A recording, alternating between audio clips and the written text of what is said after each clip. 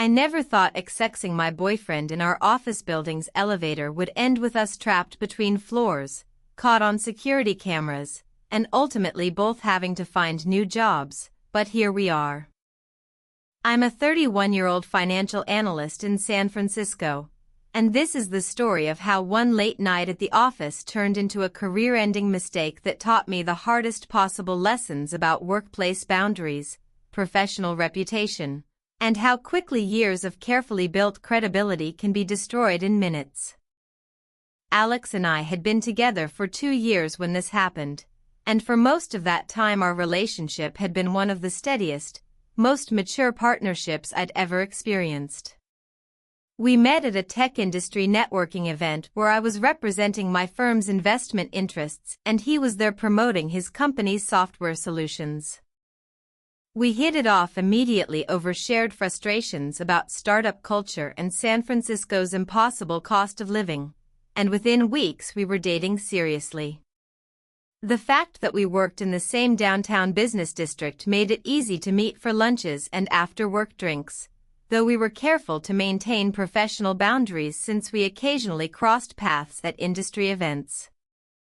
That particular Thursday evening in early November, Alex had asked me to stay late and help him prepare for a major client presentation he had the next morning. His company occupied the 23rd floor of our building while my firm was on 18, and we'd gotten into the habit of occasionally helping each other with projects when one of us needed a second opinion or extra set of eyes. I went up to his office around 7 p.m. after most people had left for the day, and we spent the next 3 hours working on his slides and talking points, ordering takeout dinner and settling into that productive late-night work zone where you lose track of time. By 10 p.m. we'd finally finished the presentation and were both feeling that particular combination of exhausted and wired that comes from intense focus followed by the satisfaction of completing something important. Alex's office had floor-to-ceiling windows with incredible views of the city at night, and we stood there for a few minutes just decompressing and looking out at the lights spread below us. The building was essentially empty at this hour except for the security guard in the lobby, and there was something intimate and charged about being alone together in this usually busy professional space after everyone else had gone home. Alex turned from the window and pulled me close, kissing me in a way that made it clear he was thinking about more than just celebrating his finished presentation. We'd been so focused on work for the past few hours that we'd barely touched, and suddenly that pent-up proximity and tension was releasing all at once. We kissed more intensely, hands starting to wander, both of us getting caught up in the moment. He suggested we head to the parking garage where his car was, and we could continue there with more privacy, and I agreed that was a good idea since we were still technically in his workplace even if it was empty. We gathered our things and headed for the elevators, both of us already anticipating continuing what we'd started once we got somewhere more private. When the elevator arrived it was empty, and as soon as the doors closed Alex was kissing me again, more urgently this time. The elevator started its descent and he whispered that we should just do it right here, right now, that the building was empty and no one would know and it would be exciting and spontaneous. I laughed at first thinking he was joking, but he was serious, already pressing me against the mirrored wall and his hands moving under my clothes. I should have said no immediately, should have remembered all the reasons this was a terrible idea starting with the security cameras I knew existed in every elevator in the building. But I was caught up in the moment and the attraction and that particular recklessness that comes from being tired and wired and not thinking clearly. I reached over and pressed the button for the top floor, the 45th, which would give us maybe 3 minutes before we'd need to stop and get off at the garage level. 3 minutes felt like enough time, felt like we could get away with this quick moment of impulsive intimacy before returning to our usual careful professionalism. We moved to the back corner of the elevator where we'd be less visible if the doors opened, Alex positioning us so we were both facing away from where the camera likely was. We started sXXing standing up against the wall, both of us trying to be quick and quiet, The elevator continuing its smooth ascent while we were completely absorbed in each other and the physical sensations and the thrill of doing something so inappropriate and risky. We passed the garage level we'd originally been heading for and kept going up, neither of us caring any more about the original plan, just focused on this moment. Somewhere around the 35th floor, the elevator made a sound I'd never heard before, a grinding mechanical noise followed by a lurch and then complete stillness. The lights flickered once and then steadied, but we were no longer moving, just suspended between floors in what had instantly transformed from our private adventure space into a trap. We quickly separated and started fixing our clothes, panic immediately replacing arousal as we realized we were stuck and would need to call for help, and someone would come and they'd want to know what we'd been doing when the elevator malfunctioned. Alex pressed the emergency call button, and after maybe 30 seconds a voice came through the speaker asking what the problem was. He explained as calmly as he could that the elevator had stopped moving between floors and we needed assistance. The voice said they were aware of the malfunction, that building maintenance was being contacted, and we should stay calm and wait for help. The voice didn't mention anything about the cameras or ask what we'd been doing, but we both knew that security had access to the live feeds and had probably seen everything, or at least enough to know we hadn't just been riding the elevator normally when it stopped. We stood there in awful silence waiting for the elevator to move again, both of us too embarrassed and worried to even look at each other or discuss what had just happened. After maybe 15 minutes that felt like hours, the elevator suddenly lurched back into motion, continuing its ascent to the top floor we'd selected.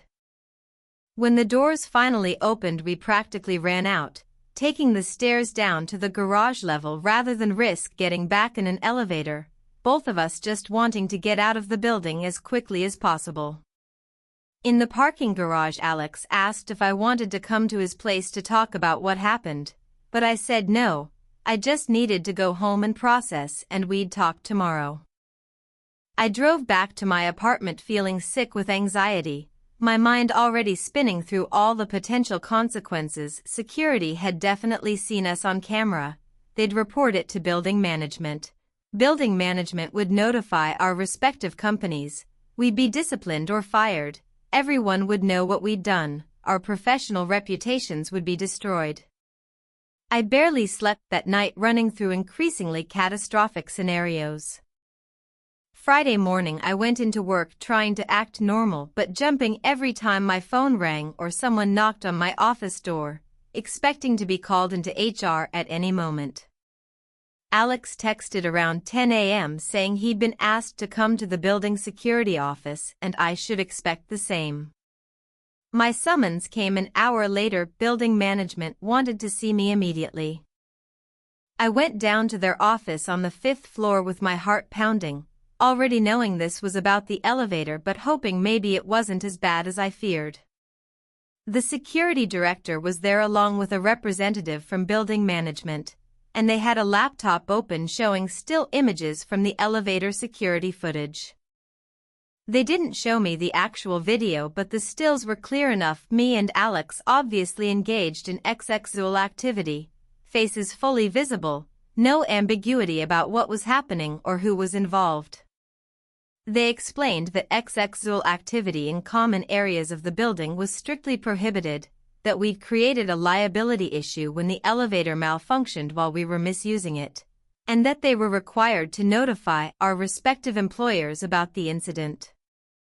They said we were banned from using building elevators unsupervised for 6 months, and any future violations would result in our companies being asked to relocate or terminate us. I returned to my office in complete shock and humiliation, and within an hour I was called into a meeting with my boss and the head of HR.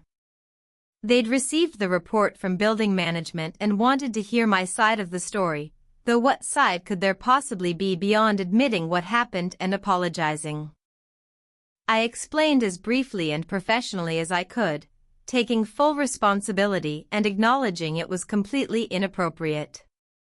My boss looked disappointed and uncomfortable, clearly not wanting to deal with this kind of personnel issue. HR said they'd need to determine appropriate disciplinary action and would let me know their decision by end of day.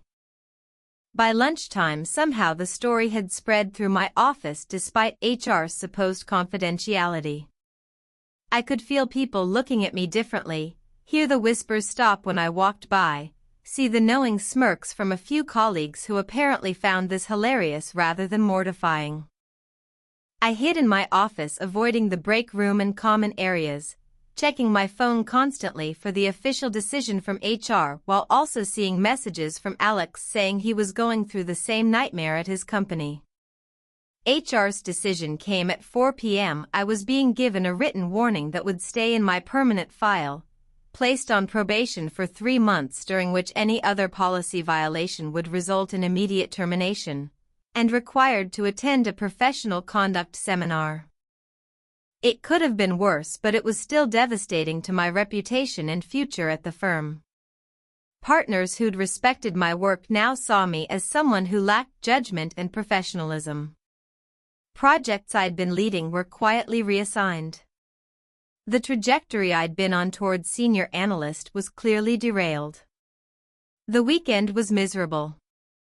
Alex came over Saturday and we tried to talk through what happened and what we should do, but we just ended up fighting, him defensive about suggesting it in the first place, me angry at myself for going along with it, both of us frustrated and scared about the professional consequences we were facing. We'd put our careers at risk for 3 minutes of impulsive behavior and were now dealing with consequences that could follow us for years. Monday, the awkwardness at work was even worse. Everyone knew now, and while most people tried to be professional about it, the story had clearly become office gossip. I started seriously looking for other jobs, figuring I'd never fully recover my reputation at this firm. Alex did the same at his company. We'd both learned that some mistakes are too public and too talked about to ever really move past in the same workplace where they occurred.